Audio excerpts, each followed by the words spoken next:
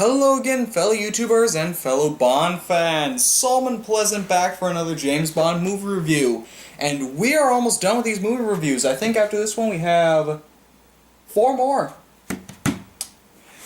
So, we are almost done here, and don't worry, there will be some follow-ups to kind of summarize these movie reviews, but other than that, and also, as I said, the campaign is still going where we're trying to find a new name for this channel, so again, description below for any suggestions for anyone who actually watches these videos.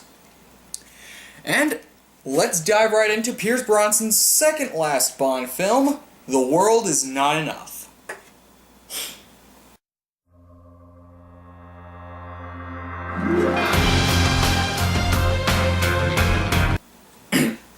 Pardon my sniffling through this video, I seem to have caught in some sort of a cold. Strange. Anyway, so, let's start with, it's been a while. Is that I think... Alright, story. And the story for this film is actually pretty good, I think. The World's Not Enough is basically... James Bond is trying to stop a terrorist by the name of Renard, who is basically trying to, I think, send a nuclear sub to blow up some form of oil pipeline, and there's a bunch of twists and turns and a bunch of espionage stuff. I don't fully remember the story due to my head not working at the moment, but from what I remember, this was actually a very interesting story, and I'll get to characters in a moment, but with some of the ways the characters are formed, it's actually very interesting how this story plays out. And the story itself is actually very espionage-y and is more about oil, if anything. So for its uniqueness, I give story a star, because it did pretty well with story.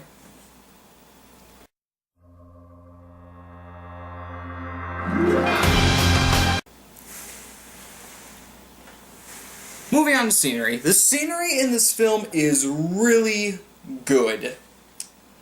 All the scenes in the city, the scenes in the mountains, all the action scenes, the casino scenes, all these scenes just do really well trying to express the movie, and it just does really well showcasing everything. The final battle on the submarine is kind of slow and a little bit, like, boring, but other than that, everything else does pretty well. So for that reason, I give scenery a star as well, because for the most part, it does a pretty good job showing the scenes.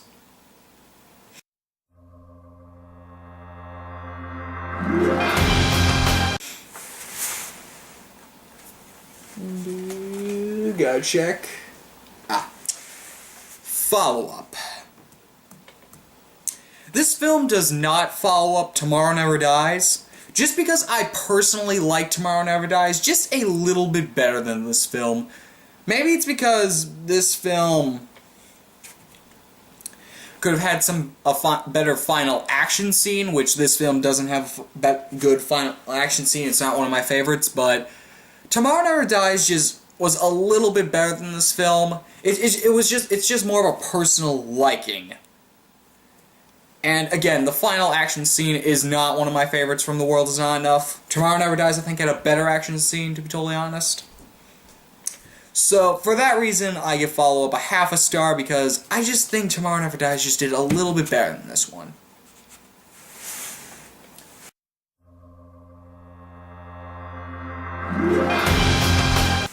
Moving on to theme music, I really like the theme music for this song. This again goes up there with Goldfinger and the others. It's not one of my personal favorites.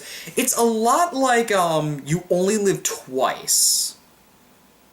The theme The World Is Not Enough is a lot like You Only Live Twice when it comes to me liking it.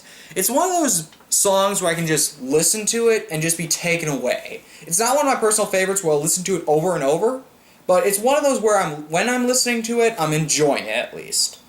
So, for that reason, I give theme song a star.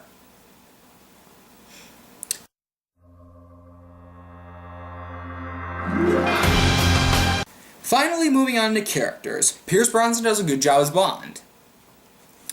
The Bond girls. Alright, Elektra King is a really good Bond girl, and I'm not going to deny that. She does a really good job. And, spoiler, when she turns out to be the evil villain, she does an okay job as a villain, too. Grant, she's more of a henchwoman than the actual villain, because even though she orchestrated a lot of this, she still doesn't really do anything enough to give, in my opinion, a villainous status, so she's just really a henchman when you look at it. But still, she does a really good job as Bond girl. Christmas Jones, doesn't really do that much. She helps Bond defuse a nuke, I think. But other than that, she doesn't really do that much, and she's just an okay Bond girl, I guess. Zukovsky, who I haven't really mentioned in the other Bond films he was in. I think he was also in,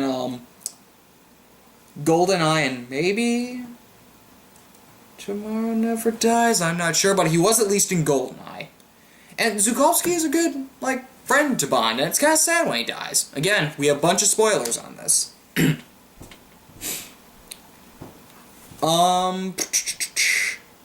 and Q Branch do a pretty good job, and with the Q Branch, this is the last film where we see the old Q before we go into the new Q, which is kind of related as R, which honestly never took off. The only other time I hear this guy being called R is in the Everything or Nothing video game. That's the only other time I hear him being called R. Other than that, it's pretty much another Q. And that just kind of dropped, I guess. There wasn't really much there. Henchman and main villain, talking about the henchman. The Bull does an okay job as a henchman. He's kind of one of those double-crossing guys, so he gets his comeuppance. There weren't really any other henchmen in this film, though. There were just a couple, blank henchmen that had blank personalities who died off pretty easily. So there wasn't much there. Renard as a villain does a pretty good job, though. Because he's a villain who can't feel pain. That's pretty cool. Although in the final battle scene, he could have probably done a little bit more, and maybe it could have been something where his senses betrayed him or something. I don't know, but Renard's still a pretty good villain. All in all, though, the lack of henchmen, the Christmas Jones not being the best Bond girl ever, and the whole Lar thing, that really kind of drags it down just a little. And again, the main problem with the characters here is the henchmen there are no henchmen. There are no henchmen here. I don't consider Renard a henchman because I consider him a villain because he does most of the work. I don't consider him a henchman. I consider Electra King more of a henchman because she does what Renard is telling her to do, or maybe it's the other way around. They're both villains. Henchmen don't do anything. For that reason, I give characters a half a star, just because the henchmen are just not showcased here.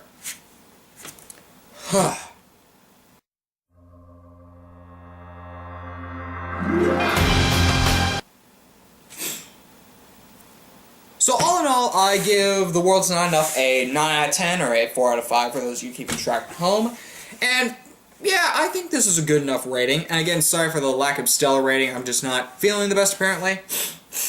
But we only got 4 more of these reviews, so we are almost done with these reviews. Speaking of which, this has been Solomon Pleasant. What's next time?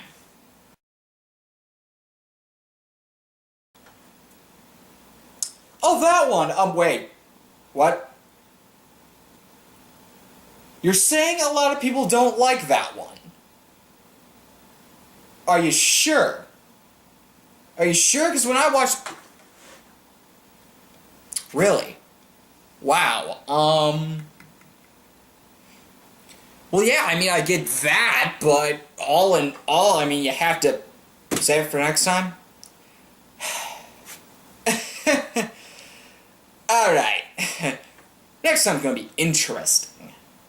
This has been Solomon Pleasant. Signing off.